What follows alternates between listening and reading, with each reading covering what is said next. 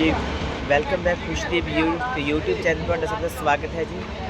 मैं उम्मीद करता सब ठीक ठाक होवोगे जी। अज आप गल कर रहे हैं हनुमानगढ़ तो दिल्ली सराय रोहिला वास्ते एक नवा ट्रेन प्रपोजल लैके आए हैं कि अपना हनुमानगढ़ तो श्रीगंगानगर अबोहर फाजिलका मुक्तसर कोटकपुरा बठिंडा धूरी जाखल के रस्ते दिल्ली सराय रोहिला एक नवा ट्रेन प्रपोजल लैके आए हैं ਤਾਂ जो अपना जो हनुमानगढ़ फाजिलका वाला एरिया दिल्ली वाले एरिया नाल कनैक्टेड हो सके। इसलिए इस प्रपोजल में रेलवेज तक यातायात पहुँचाने की कोशिश की जा रही है ताकि अपने बरनाले एक नवी ट्रेन मिल सके।